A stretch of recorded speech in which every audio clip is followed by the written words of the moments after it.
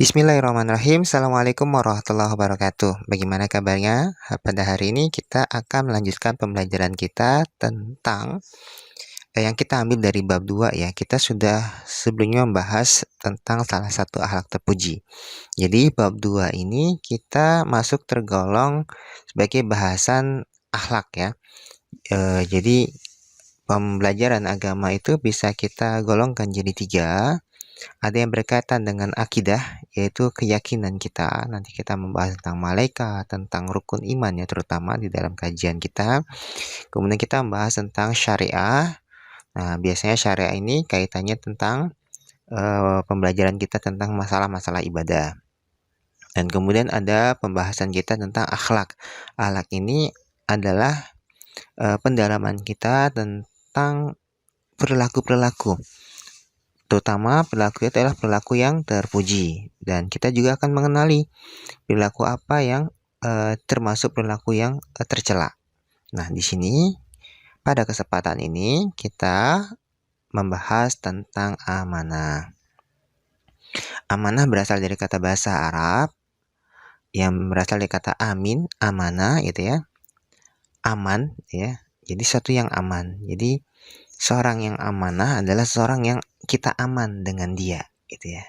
Kita aman menyerahkan urusan dengan dia, kita aman berurusan dengan dia.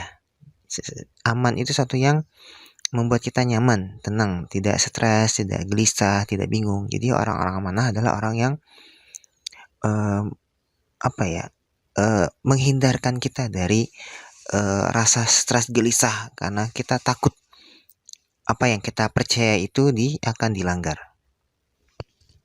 Ya, kalau kita mencari pandanan ya, sesuatu yang sama, sinonim dari amanah yang serupa dengan itu adalah komitmen. Jadi sebenarnya komitmen itu adalah sebagian saja dari konsep pengertian amanah. Komitmen adalah seorang yang bertanggung jawab atas apa yang diemban oleh dia gitu.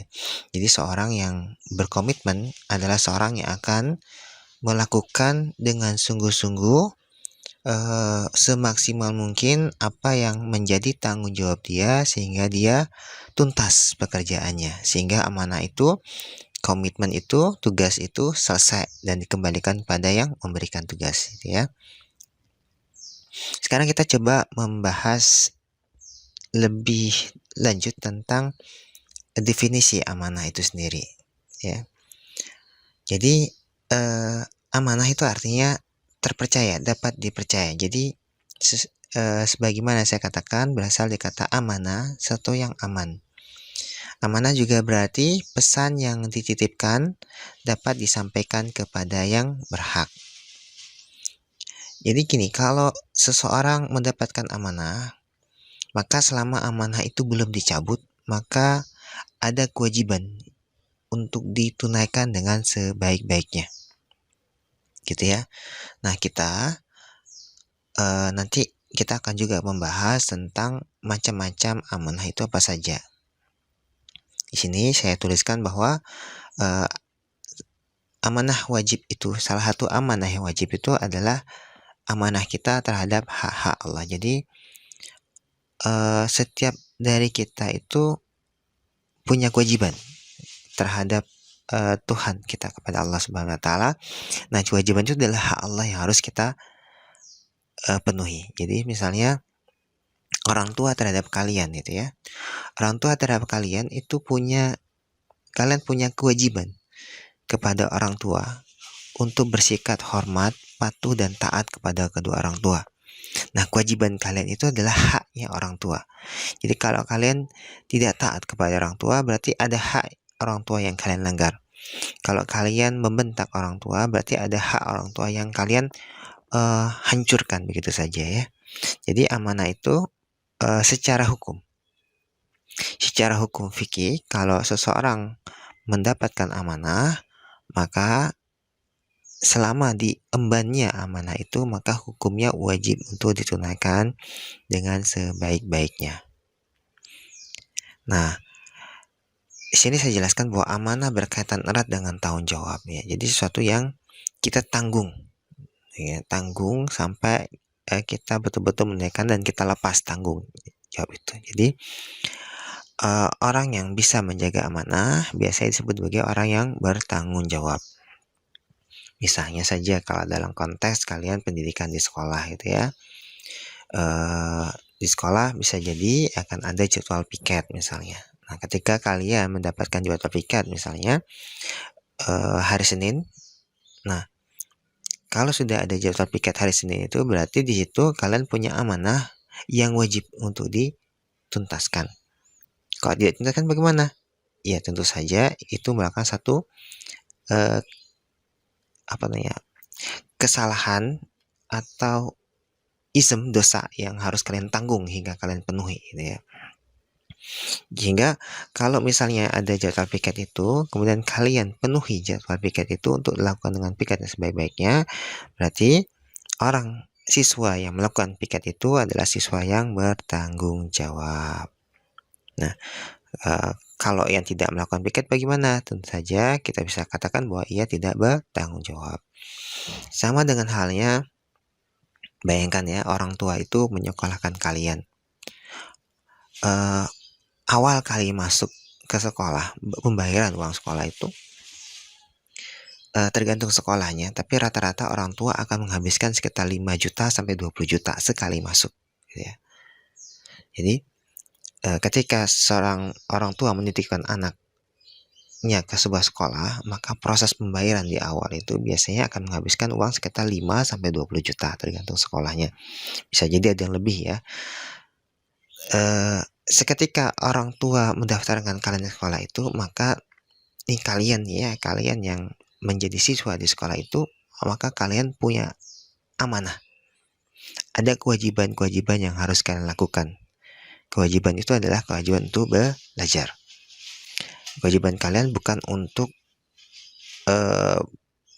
berbuat semau-maunya di selama pembelajaran di sekolah. Walaupun di sana ujian dari amanah itu adalah ketika kalian berusaha dengan sebaik-baiknya, meskipun bisa jadi ada yang susah memahami pelajaran tapi tetap berusaha gitu ya.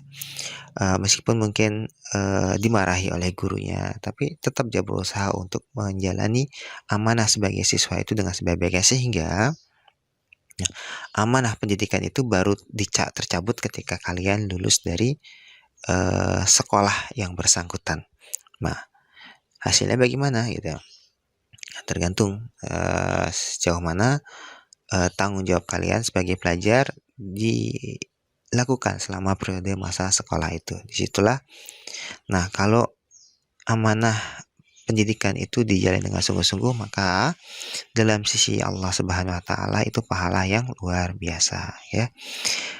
Orang yang belajar itu dalam sudut pandang agama termasuk jihad fi sabilillah. Sehingga kalau kalian bismillah nih ya, memulai pembelajaran jam 8 pagi gitu ya, niatkan karena Allah Subhanahu wa taala, maka betul-betul malaikat akan mencatat itu sebagai jihad kalian. Jadi jangan kotori catatan-catatan malaikat itu dengan sesuatu yang rasa malas, rasa enggan untuk belajar, kemarahan barangkali, kok belajar lagi sih. Nah, itu mengganggu catatan malaikat, karena malaikat akan mencatat sesuai dengan apa yang ada terlintas di dalam hati kita, apa yang terlintas di dalam amal tindakan kita gitu ya. Sehingga jadi amanah itu sangat luas sekali konteksnya, tergantung kalian di mana. Misalnya kalau saya menyuruh kalian kerjakan evaluasi bab 1 gitu ya. Nah, itu amanah. Selama kalian mengerjakan dengan baik, maka kalian sudah menuntaskan amanah dari guru. Tapi kalau kalian tidak menuntaskan pekerjaan itu, maka kalian termasuk tidak melalaikan tanggung jawab. Nah, itu di sisi bukan urusan mengerjakan tidak mengerjakan, nilai tidak mengerjakan, tapi kalau di sisi agama itu dosa atau dapat pahala gitu ya. Mau dosa atau pahala gitu ya. Karena itu bagian dari tanggung jawab kalian dalam masa pendidikan. Oke ya, bisa ditangkap dari pengertian amanah. Jadi secara umum seseorang yang kita berikan amanah adalah seorang yang kita harapkan kita mendapatkan keamanan dari dia, keamanan, kepastian bahwa sesuatu yang dititipkan itu, sesuatu yang diminta untuk dia mengerjakannya itu tuntas dengan hasil yang sebaik-baiknya.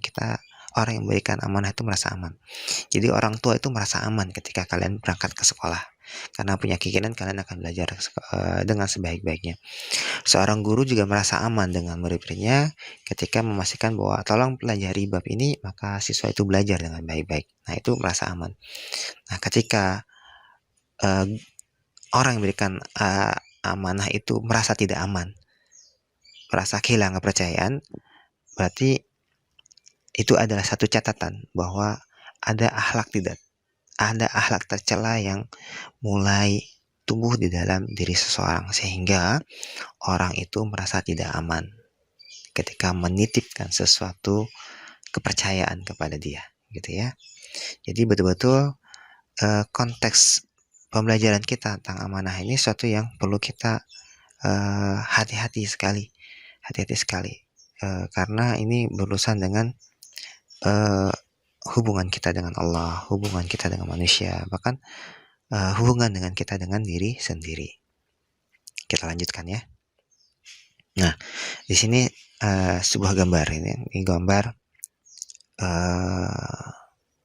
sebenarnya ini sindiran terhadap wakil rakyat ya. Banyak orang yang berlomba-lomba untuk menduduki jabatan, baik jabatan kementerian, jabatan DPR, baik DPR RI atau DPRD, DPR daerah gitu ya. Tapi sebenarnya kalau dia adalah orang yang mengerti agama, maka kita metaforakan, dia akan membayangkan bahwa di dalam pundaknya itu ada beban yang luar biasa besar sekali. Karena misalnya di sini contohnya adalah menjadi anggota DPR ya, dia memikul amanah dari 200 juta masyarakat Indonesia. Dia memikul titipan dana pajak dan lain-lain dari 200 juta masyarakat Indonesia untuk dia bekerja dengan baik-baiknya, bukan untuk mencari fasilitas untuk kenyamanan dalam hidupnya atau untuk mendukung bisnis-bisnisnya ya. Sebenarnya begitu. Menarik ya, kenapa kemudian orang berlomba-lomba untuk mencari dukungan jabatan. Jadi secara psikologi di dalam diri setiap orang itu ada yang disebut dengan dorongan need of power, kebutuhan pada kekuatan atau kekuasaan. Jadi need of power. Pada beberapa orang need of power itu luar biasa besar. Jadi ketika dia mendapatkan A, dia merasa tidak cukup dengan A, maka dia akan meminta B. Ketika dia sudah mencapai B, dia merasa tidak cukup, dia akan berusaha untuk mendapatkan C. Dan itu adalah power, kekuatan. Padahal di dalam sebagaimana kata dalam film Spider-Man ya, dalam kekuatan itu ada tanggung jawab gitu ya. Jadi inilah gambaran bahwa amanah itu meskipun ketika kita megang amanah itu ada fasilitas yang kita dapatkan bisa jadi, tapi sebenarnya di dalam di punggung kita itu ada beban yang luar biasa harus dipenuhi. Nah, kita mencoba masuk untuk ke konteks ayatnya. Jadi ada 2 ayat di sini di layar yang kalian lihat itu ada 2 ayat yang perlu kalian cermati dengan baik-baik. Yang pertama adalah surat An-Nisa ayat 58, kemudian yang kedua adalah surat Al-Anfal ayat 27. Saya bacakan perlahan-lahan dan saya terjemahkan. Kalian baca juga ya, bisa ya. A'udzubillahi minasyaitonirrajim. Bismillahirrahmanirrahim. Innallaha ya'murukum an tu'addul amanati ila ahliha. Innallaha, sesungguhnya Allah, ya'murukum, memerintahkan kamu, jadi hukumnya wajib, an tu'addul amanat, untuk menuntaskan, menyerahkan amanat-amanat ila ahliyah, kepada ahlinya. Jadi kalau kita mau memberikan tanggung jawab pada seseorang, pastikan seseorang yang kita serahkan amanah itu adalah orang-orang yang betul-betul kita bisa merasa aman dengan dia. Jadi gitu. Jadi pastikan kita ngasih amanah dengan seorang itu adalah yang kita aman dengan dia, bukan seorang yang membuat kita jadi was-was, cemas, takut macam-macam gitu. Jadi betul-betul orang-orang yang kita merasa aman. Aman itu bisa jadi dengan karena akhlak yang baik, karena kemampuannya juga baik gitu ya. Itu surat An-Nisa. Jadi ini Islam mengajarkan bahwa kita bercermat diri ketika hendak menyerahkan amanah kepada orang lain. Kemudian di surat Al-Anfal Allah berfirman, "Ya ayyuhallazina amanu la takhunullaha war rasula wa takhunu amanatikum wa antum ta'lamun." Wahai orang-orang beriman, ya ayyuhallazina amanu, wahai orang-orang yang beriman, khusus bagi orang yang dia menyatakan beriman pada Allah Subhanahu wa taala, la takhunu, janganlah engkau berkhianat. La takhunullah, jangan kamu berkhianat kepada Allah. Apa sih maksudnya berkhianat pada Allah Subhanahu wa taala? Gitu ya. Misalnya kamu berkhianat pada Allah, mewajibkan kamu sholat, kamu nggak sholat, kamu tuh berkhianat artinya. Allah itu mewajibkan kamu untuk zakat, infak, sedekah, zakat ya, haji, rukun-rukun Islam semuanya itu, dan kamu tidak melakukan itu semua, itu kamu berkhianat. Ya, berkhianat kepada Allah Subhanahu wa taala. Khunallah wa rasulah. Termasuk diantaranya adalah kita berkhianat terhadap Allah dan Rasulnya adalah kita justru berdiri di barisan orang-orang yang menentang agama. Jadi ada orang-orang yang memang tidak suka pada agama dan dia kemudian berdiri di barisan depan untuk menghancurkan agama. Nah ini adalah berkhianat terhadap agama. Jadi di Indonesia ini banyak ya orang-orang seperti itu. Jadi gampang kita temui orang-orang yang kemudian menyatakan bahwa misalnya dalam status di Twitter atau status di websitenya dia bilang Islam itu harus disingkirkan dari Indonesia gitu. Nah itu adalah ciri-ciri orang yang berkhianat pada Allah dan Rasulnya, dia memusuhi agama ya. Wa takhunu amanatikum, dan kamu jangan juga berkhianat atas amanah yang diembankan pada kalian. Jadi dipandankan ya, kita berkhianat pada Allah dan Rasulnya itu hampir setara dengan kita berkhianat dari amanah yang dibebankan pada kita. Wa antum ta'lamun, dan kamu sebenarnya mengetahui gitu ya. Kita tahu bahwa kita berkhianat tapi kita lakukan. Yang kita tahu kita tidak bertanggung jawab tapi kita tidak lakukan. Nah, itu dosanya luar biasa besar ya. Jadi dua ayat ini perlu kita cermati baik. Yang pertama tentang kepada siapa kita menyerahkan amanah, kita perlu bercermat diri. Kemudian yang kedua, kalau kita yang menerima amanah, jangan berkhianat. Sebab khianat itu dosanya luar biasa. Kemudian di sini dalam surah Al-Ahzab, di sini tidak dituliskan ayatnya ya. Jadi dalam surah Al-Ahzab ayat 72, sungguhnya kami telah menaruhkan amanah kepada langit, bumi, dan gunung-gunung. Semuanya enggan untuk memikul amanah itu dan mereka khawatir tidak akan melaksanakannya. Lalu dipikullah amanah itu oleh manusia. Sungguhnya manusia itu amat zalim dan amat bodoh gitu ya. Jadi ayat ini mencerminkan tentang bagaimana kita mengelola bumi ini ya. Kita itu diberikan amanah oleh Allah Subhanahu wa taala untuk mengelola bumi. Hasilnya adalah sekian lama terjadi kerusakan yang luar biasa baik di darat maupun lautan. Jadi sifat kita merusak untuk kepentingan sendiri itu adalah dalam term Islam dan term agama disebut sebagai orang yang zalim dan bodoh, meskipun mungkin dia pintar dalam meraup keuntungan untuk dirinya dengan merusak lingkungan. Nah, dia pintar tapi sebenarnya dalam pandangan Allah dia zalim dan amat bodoh. Nah, sekarang kita mencoba untuk membahas macam-macam amanah. Jadi ini suatu hal yang perlu kita cermati dengan baik karena karena amanah ini suatu materi yang sangat penting. Kita harus aware Saya merasa nggak nerima amanah gitu, nggak ada yang memberikan saya tanggung jawab. Sebenarnya kita tuh semuanya sedang menerima amanah. Nah, karena itu kita harus belajar ini. Amanah apa sih sebenarnya yang sudah kita emban? Masing-masing kita sudah punya amanah ya. Kita belajar ada macam-macam amanah. Yang pertama amanah terhadap Allah Subhanahu wa taala. Jadi, ketika kita masih di dalam rahim ya.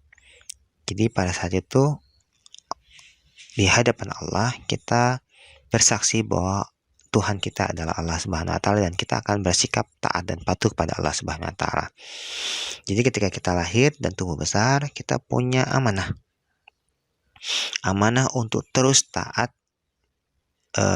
dan patuh kepada perintah-perintah Allah dan menjauhi dengan sungguh-sungguh larangan-larangan Allah Subhanahu wa taala. Jadi amanah ini adalah berupa ketaatan akan segala perintah dan menjauhi larangannya. Jadi sebenarnya amanah itu adalah definisi amanah terhadap hak Allah adalah takwa ya. Jadi takwa itu adalah kita menjalankan perintahnya dan menjauhi larangan. Jadi kalau kamu berusaha jadi orang yang bertakwa, kamu sebenarnya sedang berusaha untuk menjaga amanah gitu ya. Selama kita tidak jauh dari kata takwa, maka sebenarnya kita sedang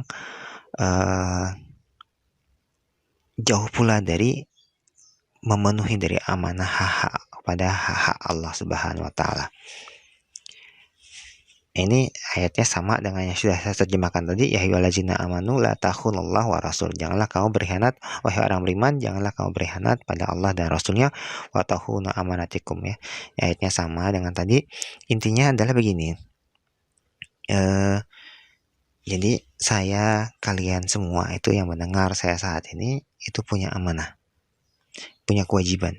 Kewajiban kita adalah taat dan patuh pada Allah. Allah memerintahkan kita untuk beriman, mengatakan syahadat, asyhadu an la ilaha illallah wa asyhadu anna muhammadan abduhu wa rasuluh. Saya bersaksi bahwa tidak ada Tuhan selain Allah, dan saya bersaksi bahwa Muhammad adalah utusan Allah. Kemudian Allah memerintahkan kita untuk salat, wa yuqimus shalah. Wahai orang yang beriman, orang yang bersyahadat, orang yang muslim, kamu itu wajib untuk beribadah. Nah, ibadah yang saya wajibkan, yang Allah wajibkan adalah sholat 5 waktu. Nah, sekarang coba, bagaimana sholat 5 waktu kita? Kalau sholat 5 waktu kita masih belum tuntas, belum kita lakukan, itu tanda bahwa kita belum memenuhi amanah kita sebagai hamba Allah Subhanahu wa taala. Itu dulu. Kalau bagi kalian mungkin sholat ya, sholat itu yang terutama sholat 5 waktu. Kalau nanti akan ada lanjutannya, masalah zakat, kalau kalian sudah punya harta, sudah punya tanggung jawab ya, zakat, haji, dan puasa Ramadan, Ramadan puasa tidak, gitu ya, sebulan gitu ya. Kalau bagi orang yang nggak punya rasa iman dalam hatinya, itu merasa sangat berat sekali dan malas untuk melakukannya. Nah, padahal menuntaskan puasa Ramadan adalah sesuatu yang artinya menuntaskan amanat kepada Allah Subhanahu wa taala. Yaitu yang pertama dari macam-macam amanah adalah amanah terhadap Allah Subhanahu wa taala. Nah, kita belajar ini sambil kita introspeksi. Sebenarnya kita memenuhi gak sih ini amanah terhadap Allah Subhanahu wa taala? Kalau kita belum penuhi, sudah kita coba lakukan dengan sebaik-baiknya dengan belajar. Gitu ya. Kalau belum bisa belajar sholat gitu. Kalau belum bisa puasa full, belajar puasa gitu ya, dan seterusnya dari perintah-perintah Allah Subhanahu wa taala. Di sini ada rinciannya. Aman dari Allah itu apa saja? Ada salat ya, cek salatnya gimana. Puasa, cek puasamu gimana. Cek zakat, bayar zakat nggak? Cek haji, bagi yang mampu minimal kita niatkan dari sekarang untuk haji. Cek sedekahnya gimana, cek berkurbannya gimana, dan lain-lainnya. Semua amanah Allah, termasuk larangan Allah ya. Misalnya Allah melarang kalian untuk memakan harta orang lain. Nah, misalnya ada jajannya teman yang kalian makan, itu berarti melanggar amanah dari Allah Subhanahu wa taala. Dan dosa-dosa, perkara-perkara dosa lainnya adalah termasuk pelanggaran dari kita terhadap amanah Allah Subhanahu wa taala. Kemudian yang kedua adalah amanah terhadap sesama manusia. Jadi amanah ini meliputi hak-hak antar sesama manusia. Misalnya ketika kalian dititipi bakasan atau barang atau suatu tanggung jawab, maka kita harus menyampaikan kepada yang berhak ya. Inallah ya'murukum an tu'addul amanat ila ahliya. Sudah saya jelaskan tadi ya, di ayat ini juga sama. Termasuk pendidikan kalian itu adalah amanah dari orang tua. Itu harus dilakukan dengan sebaik-baiknya. Ya, semakin berat ya sebenarnya kita tuh punya amanah kepada Allah, punya amanah kepada sesama manusia, punya amanah ya. Tapi sebenarnya amanah itu membuat kita menjadi pribadi yang jauh lebih baik kalau kita mau menuntaskannya. Nah, ini contohnya titipin uang barang, pastikan sampai ke tangan yang bersangkutan dengan sebaik-baiknya. Nah, termasuk juga jadi pemimpin nih, jadi presiden, jadi menteri, jadi pejabat, jadi ketua kelas ya. Dalam level kalian mungkin ketua kelas, semuanya adalah amanah ya. Akan ada hadisnya tentang kullukum ra'in wa kullukum mas'ulun. Kamu tuh adalah pemimpin gitu. Dan setiap pemimpin akan dimintai pertanggungjawaban gitu ya. Nah, ini dia. Ani Ibnu Umar, dari Ibnu Umar, anin Nabi sallallahu alaihi wasallam, dari Nabi sallallahu alaihi wasallam qala, Nabi ini bersabda, kullukum ra'in, setiap dari kamu adalah pemimpin. Wa kullukum mas'ulun an ra'iyatihi. Dan setiap dari kamu akan diminta pertanggungjawaban gitu ya. Jadi kita hadis ini bertutur tentang amanah kepemimpinan di dalam diri kita, baik kita memimpin diri sendiri maupun memimpin orang lain. Sebenarnya kita adalah orang yang memimpin ya, dan kepemimpinan itu adalah amanah yang akan dimintai pertanggungjawaban. Kemudian yang berikutnya dari macam amanah adalah amanah terhadap diri sendiri. Nah, ini sesuatu yang simpel tapi kemudian kadang-kadang kita berlebihan atau melalaikannya gitu ya. Misalnya kesehatan, kita diberikan Allah tubuh yang baik dan sehat untuk dijaga. Jadi kita harus betul-betul menjaga kesehatan dengan misalnya makan makanan yang baik, melakukan olahraga yang baik, istirahat dan seterusnya itu ya. Jadi amanah.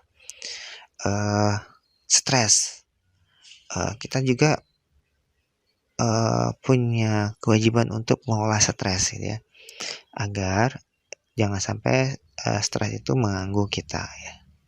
Jadi amanah terhadap diri kita, jangan membenci diri sendiri. Nah, itu suatu yang juga suatu yang merusak diri sendiri ya.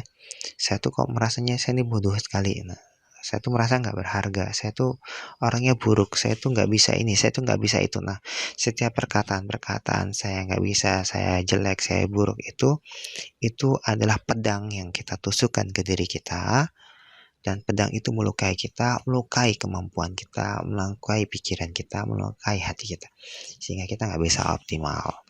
Dan itu Allah perintahkan kita, jaga dirimu baik-baik, apa yang kau pikirkan, apa yang kamu rasakan gitu ya.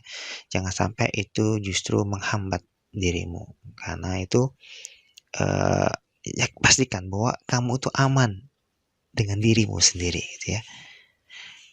Jadi jangan sampai kita merasuki dengan diri kita dengan sesuatu yang membuat kita nggak aman dengan diri kita sendiri.